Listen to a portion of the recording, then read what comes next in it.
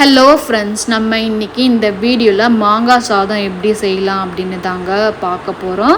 First ஒரு கடாயில் கொஞ்சமாக எண்ணெய் விட்டுட்டு, எண்ணெய் காஞ்ச உடனே கடுகு, சீரகம் இது பொரிஞ்ச உடனே வெங்காயம், பச்சை மிளகா, காஞ்ச மிளகா, அதுக்கப்புறம் கருவேப்பிலை. நீங்கள் உளுத்தம்பருப்பு, கடலைப்பருப்பு சேர்த்துக்கலாம். நான் சேர்த்துக்கலங்க. இது எல்லாமே நல்லா பொன்னிறமாக வறுத்துட்டு இது கூட நம்ம சீவி வச்சுருக்கிற மாங்காவை சேர்த்துட்டு நல்லா வதக்கணுங்க. நல்லா வதங்கின உடனே கொஞ்சம் நல்லா வதக்கிக்கலாம். அதுக்கப்புறம் இது கூட கொஞ்சமாக மஞ்சள் தூள், அதுக்கப்புறம் தேவையான அளவு உப்பு சேர்த்துட்டு நல்லா வதக்கிக்கலாங்க.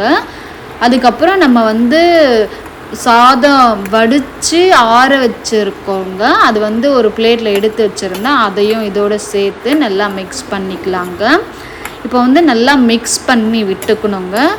கொஞ்சம் அங்கங்கே சதமாக இருக்கும், அதெல்லாம் இல்லாமல் நல்லா மிக்ஸ் பண்ணி வச்சுக்கணுங்க. இந்த மாதிரி கடைசியில் கொஞ்சமாக டேஸ்ட்டுக்காக நான் கொத்தமல்லி போட்டிருக்கேங்க. உங்களுக்கு விருப்பம்னா நீங்கள் சேர்த்துக்கலாம். இந்த வீடியோ உங்களுக்கு பிடிச்சிருந்தா மறக்காமல் சப்ஸ்கிரைப் பண்ணிவிட்டு பாருங்கள். நெக்ஸ்ட் வீடியோவில் பார்க்கலாம்.